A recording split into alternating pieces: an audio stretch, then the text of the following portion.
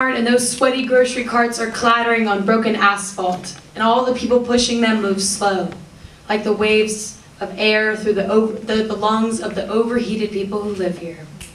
Baton Rouge, Louisiana. The heavy vowels of my hometown remind me of the shoppers' bellies rippling out of too tight t-shirts, bellies of taut skin pulled tight, bouncing next to grocery carts full of batteries and gum and strawberries. And on this particular trip to Walmart, while I'm eyeing the cheese puffs and deciding if I really want to buy an extra pint of cookies and cream, I have this moment where I finally realize where I live. South. And it's had more of an effect on me than I wanted to admit. This southern-style humidity has sat itself down and gotten comfortable, crouching hateful and lumbering in between my ears, echoes of old southern prejudice. Bless her heart, don't you know that their culture is just different from ours, reverberating in my head. Baton Rouge, Louisiana, is the home of people who used to watch their slaves work in the cotton fields while they laid on their porches and complained about the heat. And people still ask me why I'm not proud of where I'm from.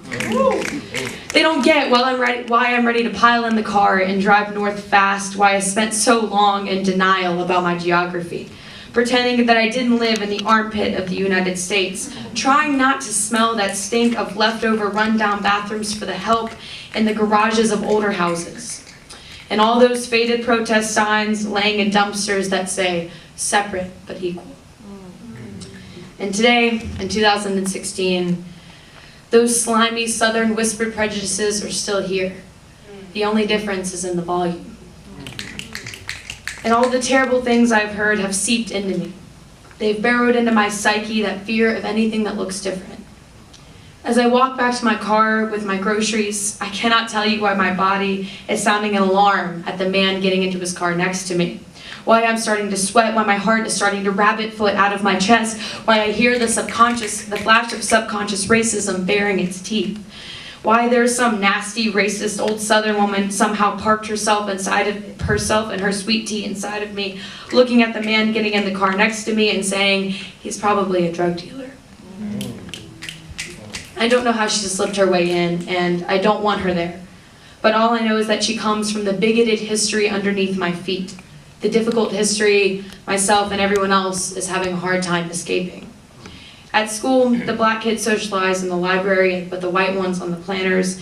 And the last time I danced with a black boy at a dance party, someone came up to me and called me a snicker licker.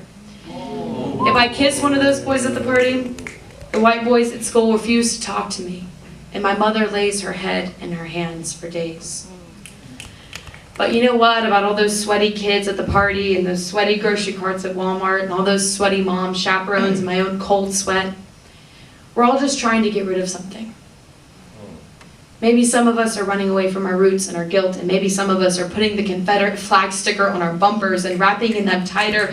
But either way, even as I try my hardest to overcome my history, to get away from all the years of hatred and prejudice that I'm still living around, I'm secretly terrified that I'm no better than all those people and their prejudices who used to crowd in their South Louisiana porches and complain about that deep Baton Rouge heat, hoping whatever it was they didn't want would sweat away.